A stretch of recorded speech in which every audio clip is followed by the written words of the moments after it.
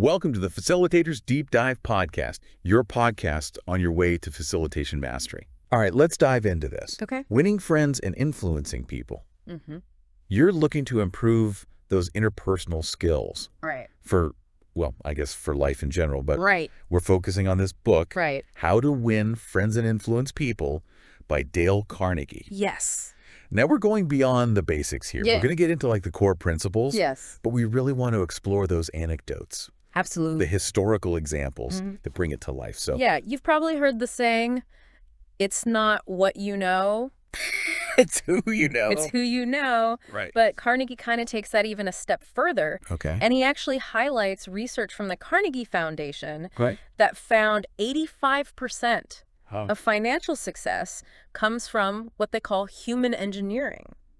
So not just technical skills. Exactly. So leadership inspiration, being able to get people on board Right. with your vision. Yeah. What does that really even mean, human Yeah. engineering? So it really means being able to understand and connect with people Gotcha. effectively to get them to buy into what you're saying. Now, what's fascinating to me is that Carnegie, he wasn't born like this master manipulator. Oh, absolutely no. Like this amazing person who could Right. just, He was actually very self-aware, okay. and she had to work at it. he had to work at it. Okay. He even kept a file Oh, really? called DFT. What's that stand for? It stood for damn fool things I've done. Really? And he would, That's kind of funny. it is, he would track his own slip-ups Oh, wow. to help him improve. So he would yeah, He'd write down things like forgetting names. oh, I do that all the time. Yeah, we all do. Yeah. Getting impatient with store clerks, just like, It's so relatable. yeah, Yeah. these little things that we all do. Okay, so one of his core principles Yes. is that criticism is futile. And to kind of illustrate this, he brings up Two Gun Crowley, Yes, this is a great story. a notorious criminal. Yes, a notorious criminal. Okay. So Crowley was holed up in his apartment Okay. while police were firing at him, and he was bleeding, and he wrote a letter Oh, wow. that said, "Under my coat is a weary heart, but a kind one that would do nobody any harm." It's amazing how even criminals in those extreme situations rationalize their actions. Right. They don't see themselves as the bad guy. They don't. They have justifications for everything they do. Think about it. Mm-hmm. If you've ever been criticized, Right. did it make you want to change? Or, Or to make you defensive. yeah, defensive. Right. Yeah. And this is why, This is exactly why criticizing others is probably going to trigger defensiveness Right. rather than Roast. genuine change. okay. So to illustrate this further, Carnegie talks about the feud between Theodore Roosevelt Oh, wow. and President Taft. Okay. I didn't know they had a feud. They did, and it was really nasty. Triggered by Roosevelt's Okay. public criticism Uh-huh. of Taft's policies. And so this ended up, It split the Republican Party. wow, so a personal conflict had ripple effects all the way to national politics. Absolutely. Wow. And some historians even argued that it influenced the course of World War I. It's crazy how Yeah. one little Yeah. thing can just... It shows you how destructive criticism can be. Right. Not only on a personal level, but Yeah. on a grander scale. If we want to influence others, Mm-hmm. criticism's not the way to go. Not the way to go. What is? Well, this leads us to another key principle. Okay. The power of appreciation. Okay. Yeah. And yes, You can appreciate people too much. well, a little flattery. Okay. When done sincerely can go a long way. So Carnegie, he shares a story Mm-hmm. from his childhood Yes. about naming his pet rabbits Yes. after the kids who brought him food. This was his first lesson in making others feel important. It's like, oh, if you name the rabbit after me, Right. I'm going to keep bringing you food. Exactly. Okay. And this desire to feel important isn't just for kids. Right. It's universal. Yeah. It's something we all crave. We all want to feel important. Mm. Like we matter. Right. So Carnegie really emphasizes that. Okay, so he gives an example. Charles Schwab, Okay. who was a titan of industry Mhm. during Carnegie's time, Oh. he attributed his $1 million salary Wow, $1 million back then. back then. That's a lot of money. That was a huge sum of money Yep. to his ability to inspire and motivate people. Not just his technical knowledge. Exactly. So Right. he really understood the human element. And he knew how to connect with people. Mm-hmm. And Schwab actually said, He said, "I consider my ability to arouse enthusiasm among the men the greatest asset I possess. oh, wow. And the way to develop the best that is in a person is by appreciation and encouragement." So you're saying appreciation and encouragement can actually Unlock potential. in people. Absolutely. Wow. It's not just about being nice. It's about recognizing Okay. and valuing people. Do we hold back on genuine compliments too often? I think we do. Like we're afraid to make someone feel too good about themselves? It's a common fear, Right. but I think we underestimate Okay. the impact of sincere appreciation. Okay. It's a basic human need. And maybe The people who need it most. receive it the least. Yeah, that's true. So, This next principle yes. really resonates with me. Okay. Become genuinely interested in others. Yes. It didn't come naturally to Carnegie either. No, he had to work at it. He had to work at it. He said so himself. It emphasizes that Like we're all naturally self-centered. we are. To a degree. It takes conscious effort to shift our focus outward Yes, and truly connect with other people. it does. Now, Carnegie talks about the power of a smile, Yes, not just a cheesy grin. but genuine warmth. Yeah. That makes people feel seen and appreciated. Okay. And he also tells this great story about a young mother. Oh, I remember this one. Yeah, with a kitten Uh-huh. at a vet's waiting room. Yeah, and she completely transforms the mood.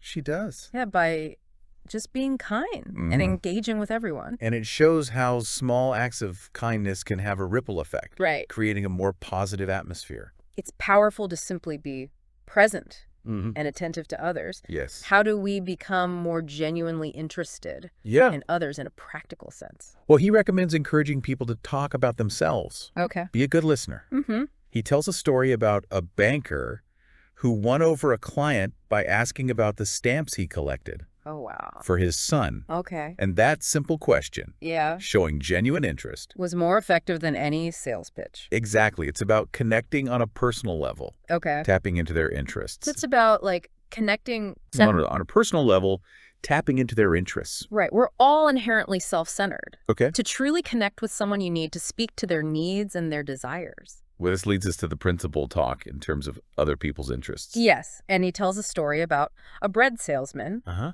who struggled for years Okay. to land a client until he discovered the hotel owner's passion For goats. okay. And this goes beyond just casual conversation. Yeah. It's about really understanding their motivations, Okay. their goals, Yeah. and framing the conversation around those. Okay. So he uses this clever example Okay. of a letter analyzing a typical sales pitch, Okay. pointing out how self-centered it sounds to the recipient. So it's a wake-up call to all of us. It is. Yeah. To pay attention to. What the other person wants, Yes. instead of just focusing on what we want. Exactly. So it's shifting from a transactional mindset to a relationship-building one and creating win-win situations. Absolutely.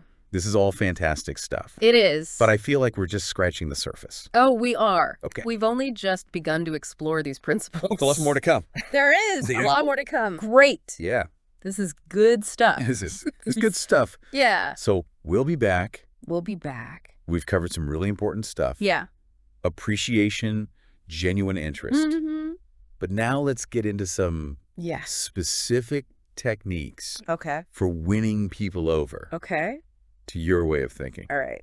Carnegie emphasizes getting the other person, Okay. Yes. saying yes. Early on in the conversation. So instead of starting off, On opposite sides. you find things you agree on. You find common ground.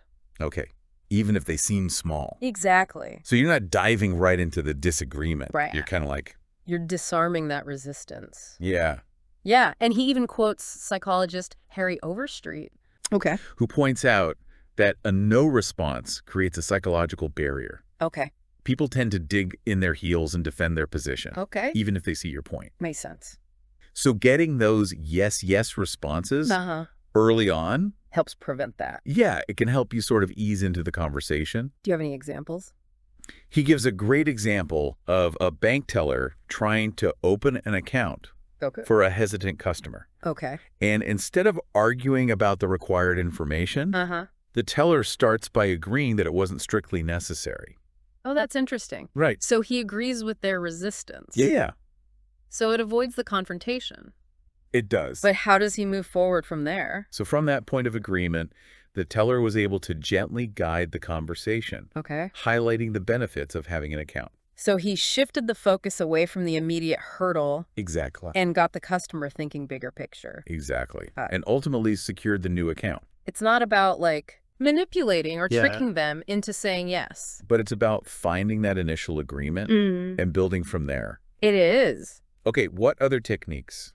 So another principle he talks about is letting the other person save face, Especially especially when you're handling a delicate situation. yeah, like you're delivering bad news. You're considering their ego Right. and preserving their dignity. Even when you have to make tough decisions. Even when you have to make tough decisions. That sounds challenging. It can be. Yeah.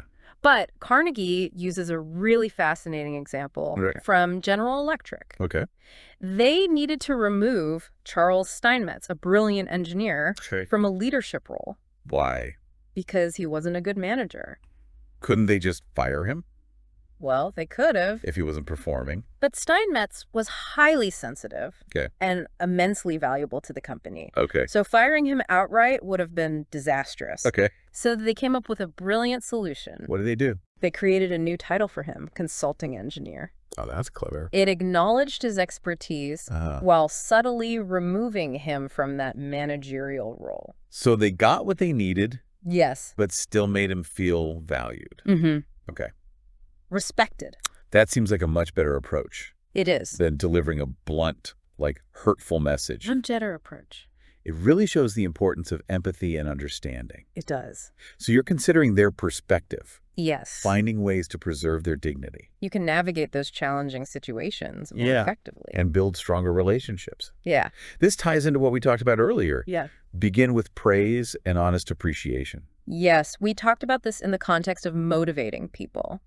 But it seems like it can apply. It applies equally to these difficult conversations. Even when you need to address a problem. Yeah, Starting with praise sets a positive tone. it does. It shows the person that you value them. Like, Carnegie gives the example of Charles Schwab Yes. encountering workers smoking. Under a no smoking sign. And instead of reprimanding them, he gave each of them a cigar Yes. and asked them to smoke outside. He understood that a little kindness and humor can go a long way. It's a subtle way of acknowledging the rule, but still treating them with respect. It is. He also mentions John Wanamaker, Oh, yeah. who owned a large department store, Yes. and he saw a customer being ignored by salespeople. And without saying a word, went behind the counter and helped the customer himself. That's leading by example. Actions speak louder than words. Absolutely. Okay, so we've covered praise. But what about when we have to give constructive criticism? Right. How can we do that without alienating people? So Carnegie suggests a simple approach. Okay. Talk about your own mistakes first. Oh, okay. It humanizes the conversation, Right. acknowledges that we're all fallible. Like, hey. I make mistakes too. Yeah, I understand. Right. Carnegie shares a personal story about his niece, Josephine, Okay. who worked as his secretary. And she wasn't very experienced when she first started. Okay. And he was tempted to criticize her, Right. but he stopped himself because he realized that he was making far worse mistakes at her age. It's a good reminder. It is. We shouldn't expect perfection. Right. Especially when they're still learning. Especially when they're still learning. So instead of pointing out her errors, He would say things like, "You've made a mistake, Josephine, but Lord knows it's no worse than many I've made. right. You weren't born with judgment. Right. That comes with experience." That's such a kind It is. and understanding way to approach it. It takes the sting out of the criticism. Yeah. And it creates a more supportive environment for learning. It makes people want to improve. Yeah. Right. Rather than making them feel judged or inadequate. So this reminds me of the principle, ask questions. Instead of giving direct orders. Yes. And this is another way to empower people. Right. Encourage their own thinking. They'll be much more receptive to the suggestions. Absolutely. If they feel like they came up with the idea themselves. Oh, exactly. So it makes them feel like they're part of the solution, not just following orders. Not just following orders. Okay. He shares an example of Adolf Seltz, Okay. who was a sales manager, Uh-huh. and he had a discouraged team. Okay. And instead of lecturing them, Yeah. he called a meeting and he asked them What did he ask? what they expected from him. Oh, so he flipped the script? He did put the focus on their expectations. What happened? And then he asked, Now what can I expect from you? Wow, that's clever. And the salespeople responded with things like loyalty, initiative, and a commitment to putting in 8 hours of work each day. Wow, so he got them to commit? He did to the things he wanted them to do. By making them feel heard. Exactly. So much more effective than barking orders. It really is. It shows the power of collaboration and mutual respect. Absolutely. By asking questions. Instead of giving orders, they created this shared vision. They did. And a sense of ownership.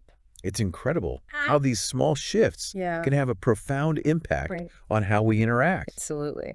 Carnegie's principles are full of these subtle but powerful techniques. They are. Makes you wonder what other gems he has. Oh, there's plenty more. Oh, there's more. Yeah, we've just scratched the surface. There's a lot more to explore in this world of winning friends and influencing people. So we talked about praise, constructive criticism. Yes. Asking questions instead of orders. Right.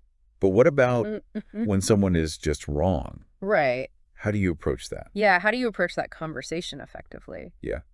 Well, Carnegie has a suggestion. Okay. Make the other person happy about doing the thing you suggest. So you're finding a way to align their desires with your goals. So you're turning it into a collaboration. Exactly. Instead of a confrontation. Okay. Do you have any examples of this? He tells this story of Colonel Edward House, who had the difficult task of delivering bad news to William Jennings Bryan. Bryan was hoping to be appointed as the peace emissary to Europe. During World War I? Yes. But President Wilson chose House instead. So he's not only delivering bad news, but he's also like dealing with this high-profile political figure who could easily feel slighted. Absolutely. So how did he handle that? He handled it masterfully. He subtly implied that Bryan was too important for the job. And suggested that his presence was needed in the United States. Oh, that's good. So instead of feeling rejected, Bryan felt flattered. Wow, So he turned a potentially negative situation into a positive one. Can this be applied to everyday interactions, though? Oh, absolutely. Not just high-level stuff. It's about framing your request in a way that appeals to the other person's self-interest. So they feel good about doing what you need them to do. Exactly. And Carnegie even mentions that the publishing house Doubleday page was so skilled at this that author O. Henry said he felt better when they rejected one of his stories than when another publisher accepted it. It's like they had a way of turning down submissions. They did. Without making people feel defeated. They did. It shows the power of making people feel valued, respected. Even when you're delivering news they don't want to hear. It's about making them feel like they won. Yes. Even when they haven't gotten what they wanted. Exactly. It's not about manipulating people. No. It's about understanding their perspective. Finding a mutually beneficial outcome. Okay, so now shifting gears a bit. Carnegie talks about dramatizing your ideas. Yes. It's not enough to just state the facts. You need to make them memorable and engaging. Exactly. Think of it this way. Our brains are wired for stories. We remember narratives. We connect with emotions. Right. Dry facts and figures often go in one ear and out the other. They do. But if you can present the information in a vivid, compelling way, it's more likely to stick. So make it interesting and relatable. Yes, make it relatable. And he uses the example of a company selling rat poison. And they provided their dealers with a window display that included 2 live rats. Live rats? Live rats. And sales skyrocketed. Really? Just from that? Just from that. People were captivated by the drama. They were. It created a visceral experience. And it made the product and the problem more memorable. You don't have to resort to live animals. No. But you have to find a way to make your message stand out. Yes. To evoke an emotional response. Exactly. And Carnegie argues that this principle applies to all forms of communication. It does? But not just presentations. No, everyday conversations. So it's not just what you say, but how you say it. Exactly. You got to connect with people. On an emotional level. On an emotional level. So for the final principle, we'll be discussing throw down a challenge. Yes, appealing to that competitive spirit can be very motivating. And he shares a story about Charles Schwab, who had this mill manager who was struggling to meet production quotas. And instead of lecturing him, he simply asked, How is it that a manager as capable as you can't make this mill turn out what it should? That's a powerful question. It is. It doesn't accuse him of failing, but it subtly challenges his pride. Exactly. And the manager found a way to motivate his team. He did. And production exceeded expectations. It did. It's amazing how a simple challenge can just tap into their motivation. It's about unlocking that potential Right. that people often don't realize they have. This has been fascinating. I bet. We covered so much. We have. Criticism, praise, dramatization, challenges. Yeah, Carnegie's principles are timeless. They are. Packed with wisdom. These principles are not about manipulation. No, not at all. Or trickery. It's about building genuine connections. Yeah. Fostering understanding. It's about putting ourselves in other people's shoes and finding ways to build bridges rather than walls. Exactly. We can achieve so much more when we work together. Absolutely. So as we wrap up this deep dive into Dale Carnegie's wisdom, I want to leave you with a challenge. Carnegie believed that changing how we interact with others can literally transform them. It can. We've explored the how. But the real work begins now. now. Which one principle will you commit to trying out today? Even small changes in behavior can yield big results. It's been great. It has been. Really appreciate your expertise. Oh, it's been a pleasure. See you next time on the Facilitators Deep Dive Podcast, your podcast on your way to facilitation mastery. Until next time. See you then.